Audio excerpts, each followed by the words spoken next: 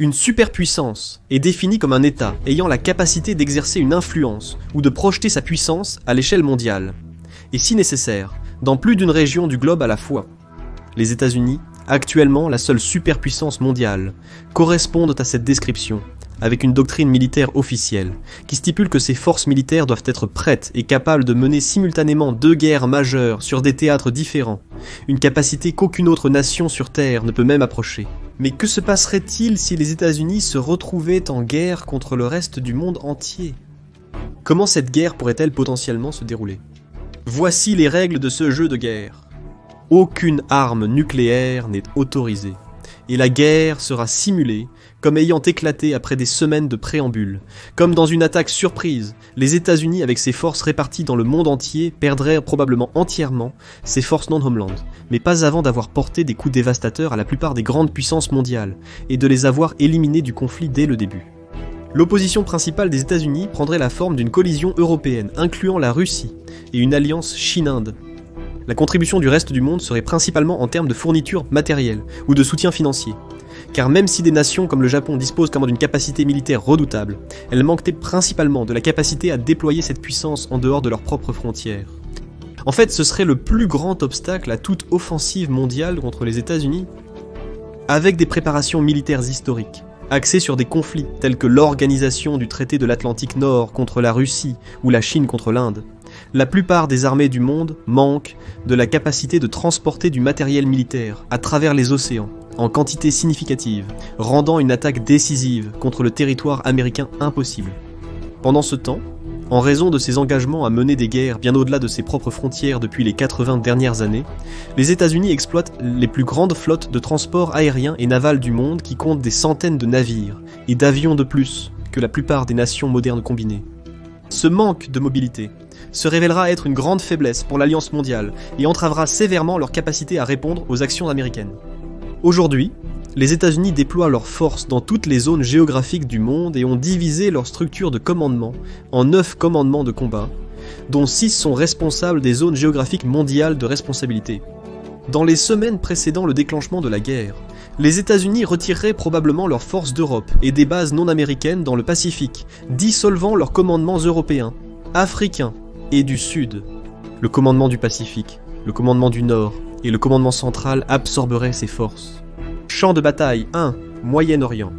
Le commandement central des États-Unis recevrait un afflux d'ex-actifs européens, avec les États-Unis d'Amérique, renforçant ses forces Manchester au Moyen-Orient, dans des bases en Afghanistan et en Irak avec un seul objectif, détruire les principales raffineries de pétrole et centres de distribution, tout en refusant l'accès aux voies maritimes qui transportent le pétrole de la région. 81% des réserves mondiales de pétrole se trouvent dans les pays de l'Organisation des pays exportateurs de pétrole, et plus de 60% du pétrole mondial passe uniquement par la mer d'Arabie. Les objectifs stratégiques des États-Unis seraient simples. Fermer le robinet pétrolier mondial. Avec les 12e plus grandes réserves pétrolières mondiales, les États-Unis pourraient aisément s'auto-approvisionner, tout en bloquant l'accès du reste du monde au pétrole crucial du Moyen-Orient. L'Europe, qui représenterait l'adversaire le plus redoutable des États-Unis, dépend du pétrole du Moyen-Orient pour 40-50% de son utilisation annuelle totale, ce qui signifie qu'une mainmise américaine sur la région paralyserait tout effort de guerre européen, à mesure que les réserves s'épuisent et que leurs économies commencent à s'effondrer. La Chine ferait face à un problème similaire, car la moitié de ses importations pétrolières provient du Moyen-Orient, faisant de la région le principal front de notre guerre. Au déclenchement de la guerre, les États-Unis frapperaient d'abord les installations pétrolières du Moyen-Orient via des avions d'attaque de porte-avions, soutenus par d'anciens avions européens, désormais basés en Irak et en Afghanistan. Avec la plus grande flotte de ravitailleurs aériens du monde et encadrant le très important golfe Persique à la fois depuis l'Irak et l'Afghanistan, les avions américains pourraient pénétrer profondément en territoire du Moyen-Orient en toute impunité, frappant des cibles depuis le détroit d'Ormuz jusqu'au canal de Suez lui-même. Bien que les forces régionales puissent offrir une certaine résistance initiale, la plupart opèrent des avions de construction américaine obsolètes de l'époque soviétique ou non moderne, à l'exception des actuels, alliés américains, tels que l'Arabie Saoudite, qui seraient capables de déployer en petit nombre des F-15 modernes, des Eurofighters Typhoon et des avions d'attaque multirôle Tornado italo-britanniques. Cependant, sans le soutien européen, la guerre aérienne tournerait mal pour les puissances du Moyen-Orient pour plusieurs raisons. Premièrement, en l'absence d'un commandement unifié conjoint Chaque nation serait incapable de coordonner ses atouts aériens avec ses voisins, entraînant confusion et faible taux de sortie.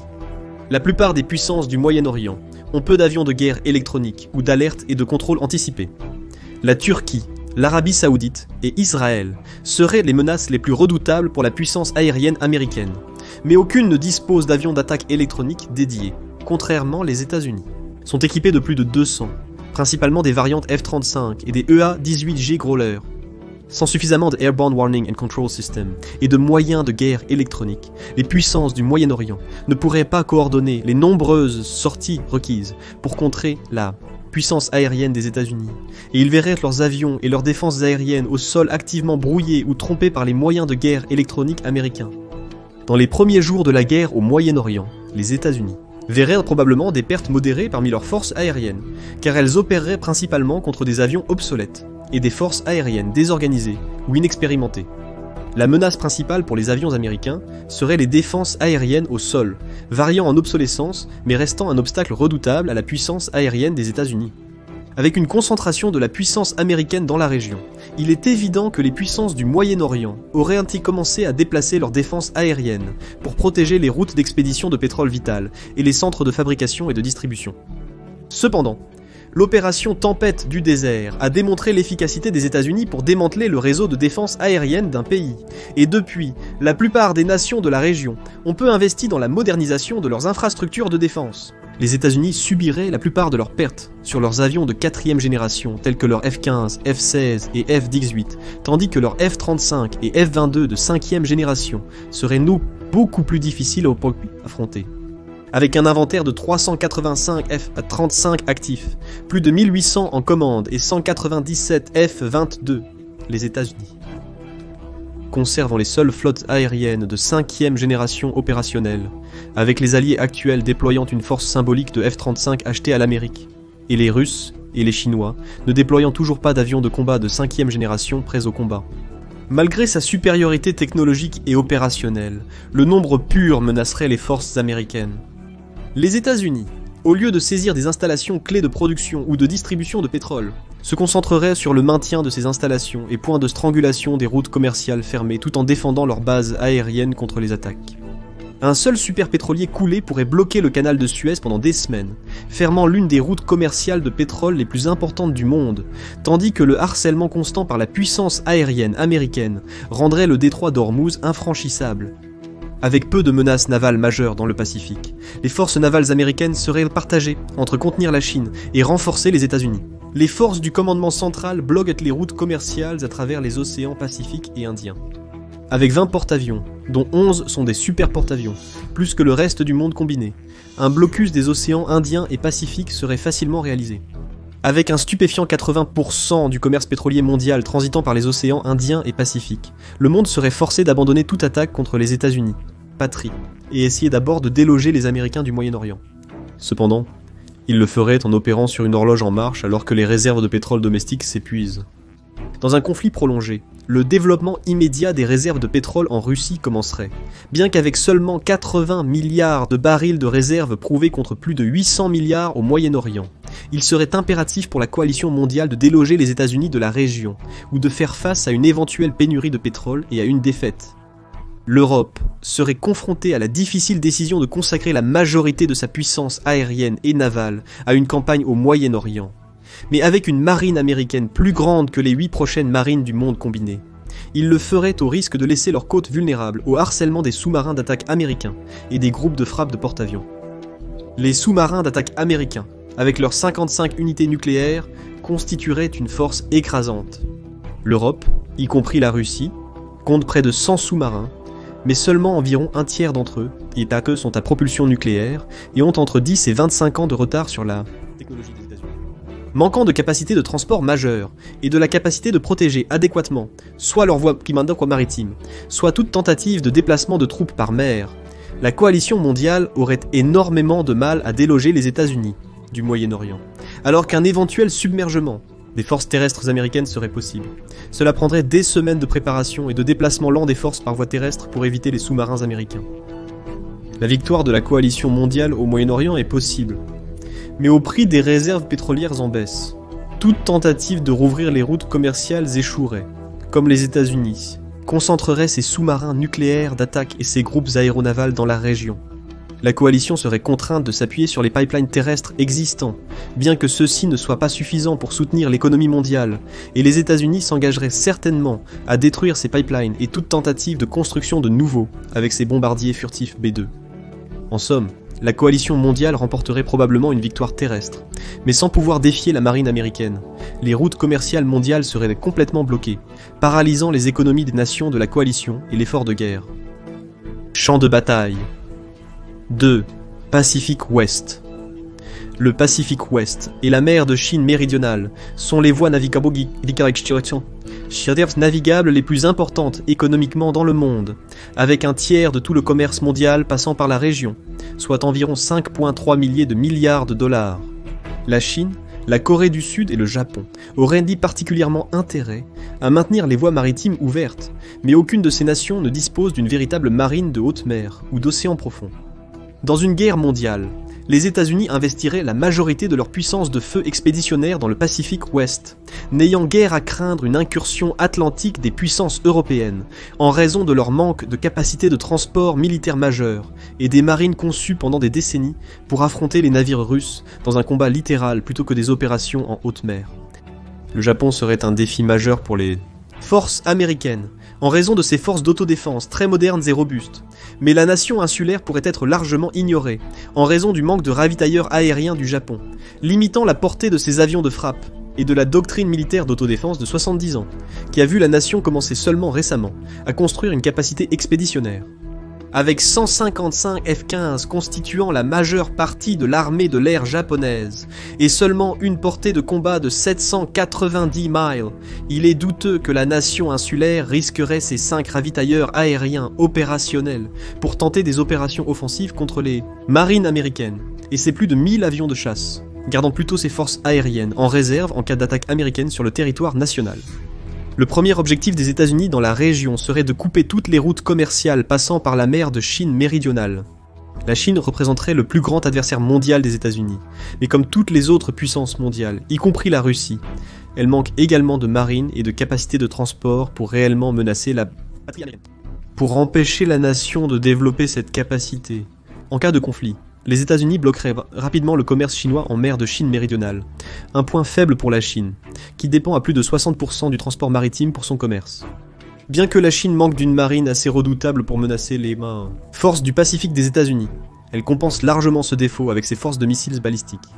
Ces missiles balistiques DF-26 ont chacun une portée de 3000 à 4000 km et menaceraient n'importe quelle base américaine ou navire aussi loin que Guam. Au déclenchement de la guerre, la Chine lancerait immédiatement une frappe de missiles dévastatrice contre les installations américaines d'à Guam. Bien que Guam serait défendu par Terminal High Altitude Area Defense, ou les systèmes antimissiles de défense de zone à haute altitude terminale, les destroyers équipés d'Aegis et les batteries de missiles Patriot, la Chine compterait sur des frappes de saturation lourdes et submergerait les systèmes de défense de missiles américains, décimant la majorité des cibles terrestres américaines sur la petite île et la rendant inopérante en tant que zone de préparation militaire avancée pendant des semaines. Cela obligerait l'Amérique à compter sur ses atouts navals dans la région, qui seraient des cibles secondaires de la première salve de la Chine. Bien que longtemps présentés comme des tueurs de porte-avions, les missiles balistiques DF-26 et DF-21 de la Chine dépendent chacun d'une chaîne d'élimination très longue et complexe, ou chaîne d'actifs militaires nécessaires pour reconnaître une cible, la suivre et guider un missile vers elle. Pour accomplir cela, la Chine exploite 30 satellites de suivi et de reconnaissance, Yaogan regroupés en constellations, qui, travaillant ensemble, fourniraient à la Chine 16 opportunités par période de 24 heures, pour cibler avec précision un États-Unis, navire de la marine à moins de 10 km dans le Pacifique. Les États-Unis chercheraient certainement à contrer cette capacité avec le déploiement de ces systèmes d'armes anti-satellites, dont ils restent extrêmement secrets. Il est impossible de déterminer l'efficacité des armes américaines anti-satellites sont vraiment en raison d'un manque d'informations. Mais on sait qu'au début des années 2000, l'armée de l'air américaine a réussi à tester le déploiement de mini-satellites conçus pour tuer ou détourner les satellites ennemis. Et en 2008, les États-Unis ont réussi à cibler et à détruire un satellite hors service avec un missile SM-3 lancé depuis l'United States Ship Lake Erie dans le Pacifique. Les destroyers et croiseurs américains équipés du SM-3 pourraient menacer sérieusement les actifs spatiaux chinois et réduire les capacités de leurs missiles balistiques. Cependant, lors d'une poussée dans le Pacifique, les États-Unis subiraient de lourdes pertes dans leur flotte à cause des frappes de missiles chinois à longue portée. Il est donc probable que, tout en travaillant à détruire les actifs spatiaux chinois de loin, l'Amérique enverrait plutôt sa flotte de sous-marins d'attaque nucléaire pour bloquer les eaux chinoises. La Chine possède environ 60 sous-marins, mais pendant longtemps, ils n'effectuaient pas de patrouille et restaient à quai en raison de problèmes de maintenance récurrents.